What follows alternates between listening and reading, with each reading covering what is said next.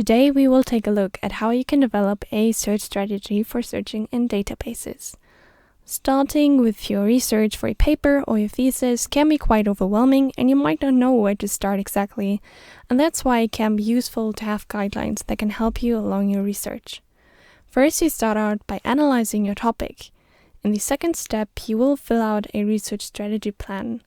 Then it is time to choose a relevant database that will include all the literature that you need. In the fourth step, you will enter the search terms that you've come up with in your chosen database. And then you will combine the search terms to a final search. Finally, take a look at your search result and then review the literature. Let's start out with the first step, analyzing the topic. So here you can see the research strategy grid. In the very first line, you can write down the title of your thesis or paper. In my case, I want to research the influence of ingredients on the turbidity of wheat beer. So my job now is to analyze my topic and see what the important aspects are. Words like investigation, studies, analysis are not relevant to my research. They do not affect the content of my research and therefore they are not important keywords. Only some of the words are important aspects. So my keywords are ingredient, turbidity, and wheat beer because I want to look at how the ingredients affect the turbidity of wheat beer, not at how transportation affects turbidity. And I'm specifically looking at turbidity, not at taste. And finally, I am only interested in wheat beer, not in sodas. And as you can see, the individual aspects are entered in the top row of my research strategy plan. I will in the future refer to them as keywords or aspects. Our next step is to fill in the research strategy grid. I currently have only come up with the keywords, so my first keyword was the word ingredient. However, ingredient is only a small part that covers my topic. There are many other words that might be used in relevant literature instead of ingredients.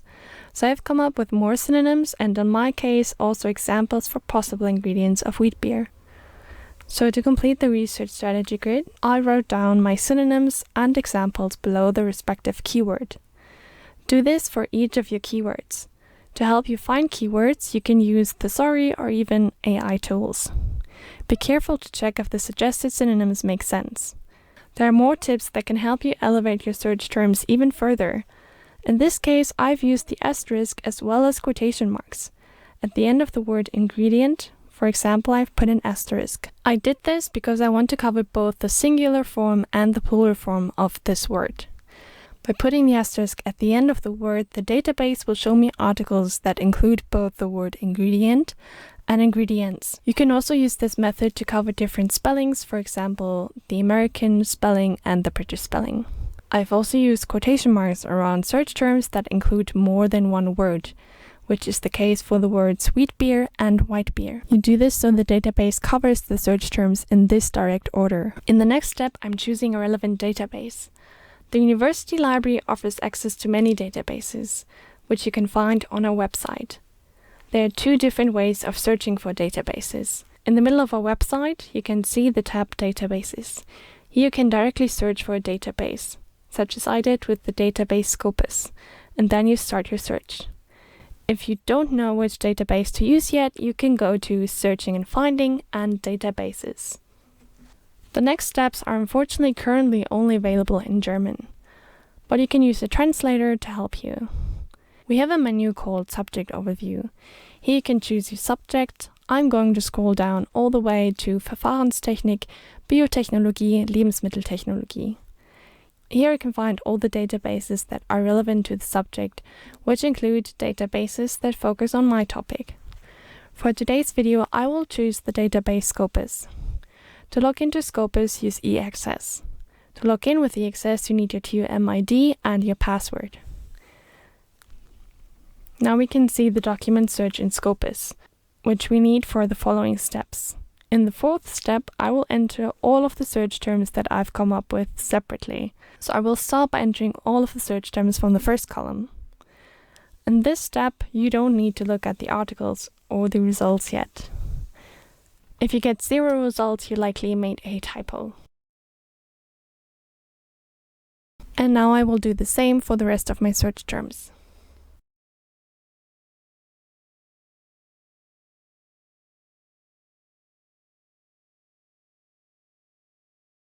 Below the search bar, I can now also find my search history. In the fifth step, we will combine all of the search terms. So we will start out by combining all of our synonyms from the first column with the Boolean operator OR. In my search history, I will now select all of my synonyms from the first column, and then I will click on Combine Queries.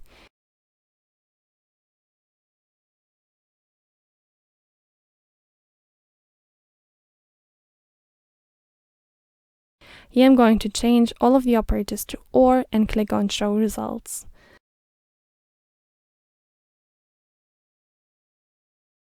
Then I will continue doing the same for the rest of the keywords.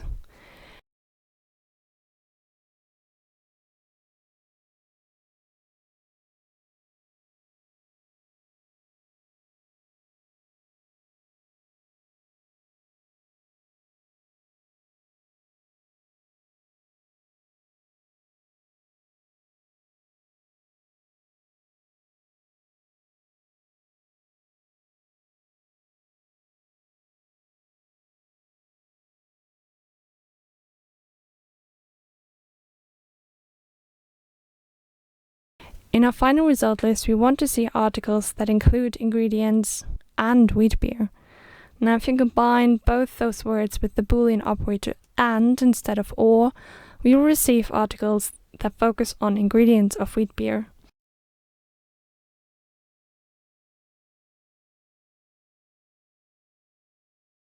Now this is our final result list, and we are left with 17 documents. 17 documents are definitely manageable, so I can check if they are actually relevant to my research. I'm quite happy with the amount of results I've received, but what happens if this search still generates too few results?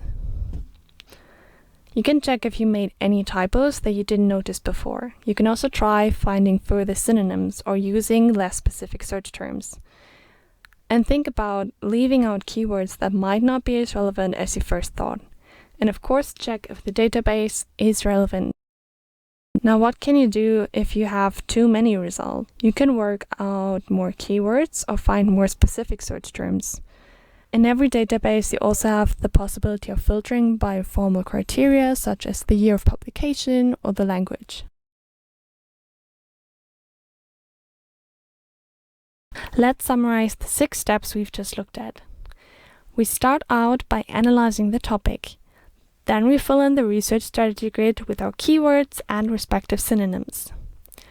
In the third step, we will choose a relevant database. In this database, we will first enter the search terms separately before combining them in step 5. And in the last step, we will review our result list. If you still have questions, feel free to contact your university library.